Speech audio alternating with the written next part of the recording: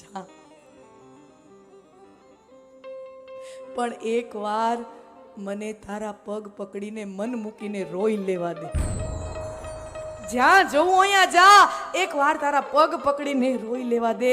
આ શિલા ઉપર મેં કનૈયાને બેસાડ્યો અને એના પગ મૂકીને પકડીને રાધા કહે, પછી મારી અંદર લાગણીના જેટલા બંધો હતા એ બધાય બંધો તોડી અને મન મૂકીને રડી. હું રોતી જાઉં અને મારા કાનાના પગ પકડતી જાઉં. જેમ રોતી જાઉં એમ વધારે પકડતી જાઉં અને કનૈયો એના પગ મારા હાથમાંથી છોડાવે.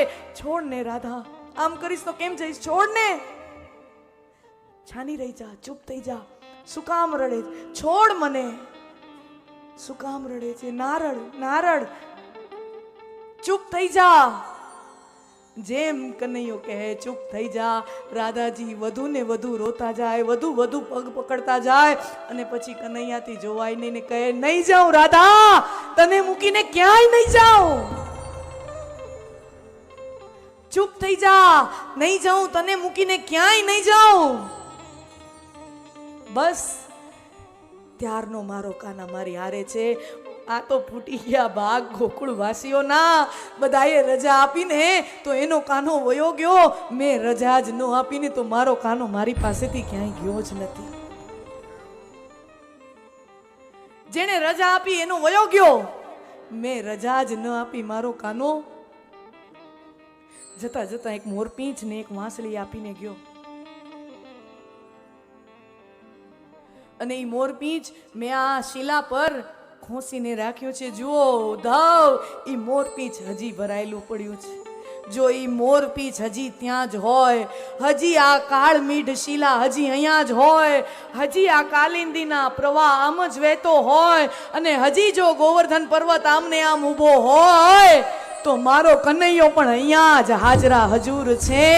એ ક્યાંય અમને મૂકીને ગયો જ નથી.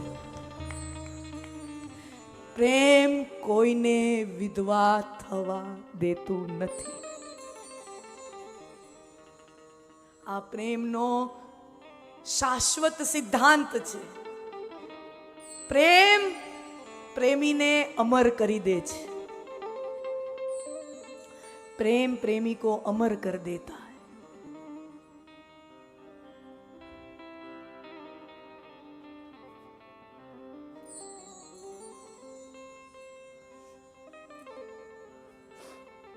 યાદો આ સ્થળી થઈ. ભગવાન વૈકુંઠ સિધાવ્યા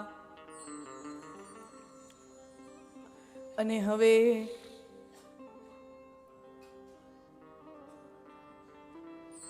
સુખદેવજી મહારાજ ગંગાના કિનારે સુખદેવજીને કહે છે કે રાજન,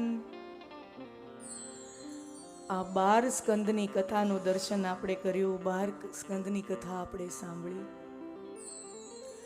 અહીંયા ભાગવતની કથા તો પૂર્ણ થાય છે, પણ રાજન, હજી તારા મનમાં કોઈ સંશય હોય, હજી તારા મનમાં જો કોઈ પ્રશ્ન હોય તો હજી તમે મને પૂછો. હવે તક્ષક નાગ ગમે ત્યારે આવશે. આજે 7મો દિવસ છે. તક્ષક નાગ ગમે ત્યારે આવશે અને સર્પદંશથી આપનું મૃત્યુ થશે. હજી પણ કોઈ પ્રશ્ન હોય, મૃત્યુનો ભય હોય, હજી કોઈ શંકા હોય, હજી મારી સામે પ્રસ્તુત કરો. આપની બધી શંકાનું સમાધાન કરીશ. અને ત્યારે 2 હાથ જોડીને પરીક્ષિત રાજા કહે છે, ગુરુદેવ, હવે મારા મનમાં કોઈ સંદેહ, કોઈ શંકા, કોઈ પ્રશ્નો રહ્યા નથી.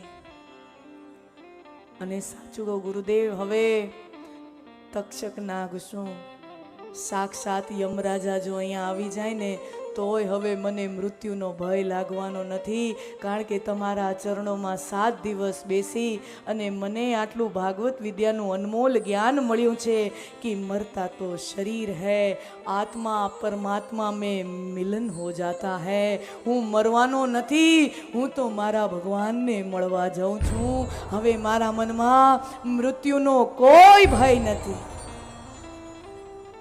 અને પછી પાછળથી પરીક્ષિત રાજા પોતાની બહિર્મુખ ઇન્દ્રિયોને, દસેય બહિર્મુખ ઇન્દ્રિયોને અંતર્મુખી કરી પોતાના પ્રાણને મહાપ્રાણમાં વિલીન કરે અને પરીક્ષિત રાજાનું શરીર ત્યાં પડી જાય. અને પછી તક્ષક નાગ આવીને જે દંશ કરે છે એ તો પરીક્ષિત રાજાના પાર્થિવ શરીરને ડંખ મારે છે. પરીક્ષિત રાજાનો પ્રાણ તો ક્યારનોય મહાપ્રાણમાં વિલીન થઈ ગયો છે. रोगी की मृत्यु होती है, भोगी की मृत्यु होती है, योगी की मृत्यु नहीं होती.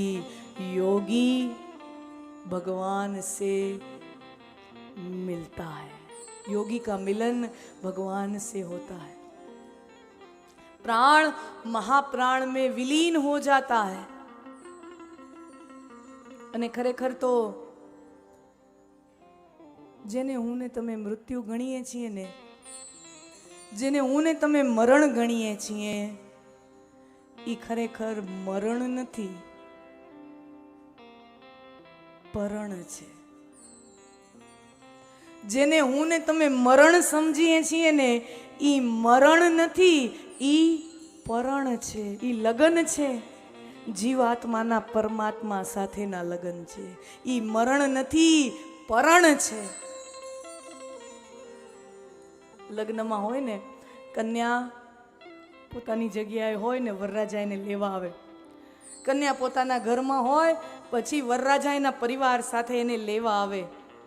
એમ જીવ અહીંયા હોય, પરમાત્મા રૂપી એનો પતિ થનગનતો થનગનતો નાચતો નાચતો એની પ્રિયતમાને લેવા આવે. જીવાત્માને પરમાત્મા લેવા આવે. એ જીવાત્મા અને પરમાત્માનું પરણ છે, એ મરણ નથી. અને જે છેલ્લા ભણકારા થતા હોય મરણના સમયના પહેલાના, ને એ ભણકારા જે હોય એ ભણકારા શેના છે? એનો नाथ એને તેડવા આવે છે.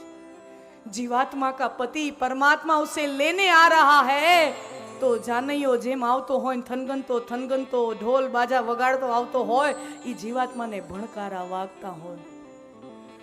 जुओ मंगल घंट सुनाय, मोहन मारो आवे छे.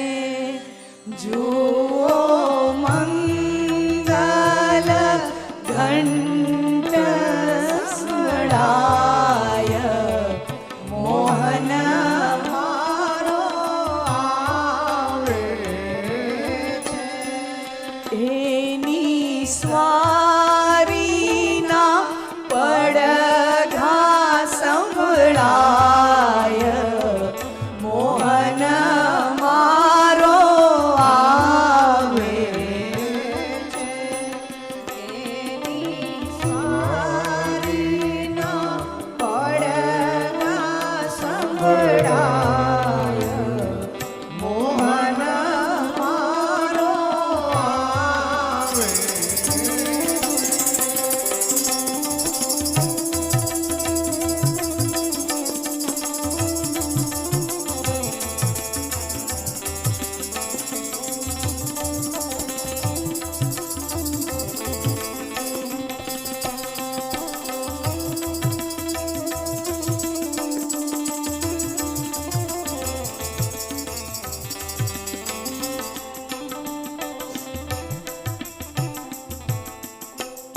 કન્યાના લગ્ન લેવાતા હોય, વાત લગ્નની થાય છે. અહીંયા વાત સાંસારિક વિવાહની થાય છે, પણ ભાગવતની વ્યાસ ગાદીથી કહું, વાત તો સાંસારિક લગ્નની છે, પણ આનો અર્થ જીવાત્મા ને પરમાત્માના મિલનનો છે.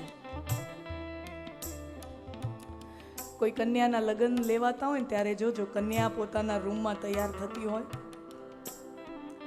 એની બાજુમાં એની 2-3 બેનપણીઓ હોય, એની ભાભી હોય, એની બહેનો હોય, એની બેનપણીઓ હોય, બધે સુંદર મજાની વાતો ચાલતી હોય. તારા ઈવડા ઈ આવે છે, એનું નામ લે, મીઠી મીઠી એની છેડતી કરે, અને કન્યાને મધુર સ્પંદનો થાય. જેવું એના થવાવાળા પતિનું નામ એની બહેનપણીયું કોઈ લે ને એટલે એ કન્યાને આમ મધુર સ્પંદનો થવા માંડે, झणझणवा मंडे। क्यों? क्योंकि प्रेम है ना वहाँ पर, तो उसका नाम सुनते ही मधुर स्पंदन, ऐसा लगता है कि जिसी कान में किसी ने शहद घोल दिया हो, ऐसा लगता है कि कान में किसी ने शहद घोल दिया हो। અને તમે જોજો કન્યા એની બેનપણીઓથી ઘેરાયેલી હોય, આ વાત લગ્નની છે, વાત પરણની છે।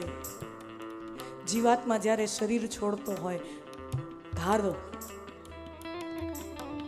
સ્નેહી સંબંધીઓ એની આજુબાજુ હોય, નજીકથી તો એની બેનપણીઓ છે, શરીરથી તો એની બેનપણીઓ એ કન્યાની નજીક છે, પણ વરરાજો તો દેખાતોય નથી दूर दूर थी। क्यों? क्योंकि वो अपने दोस्तों के साथ आनंद कर रहा है। बार वरघोड़ो हो एनो, नाचतो नाचतो वरराजा आवतो हो, ये तो देखातोय नहीं वरराजा एने। कन्या शरीर से अपनी सखियों के साथ में है, समीप में है, लेकिन मन से अपने पियू के समीप है।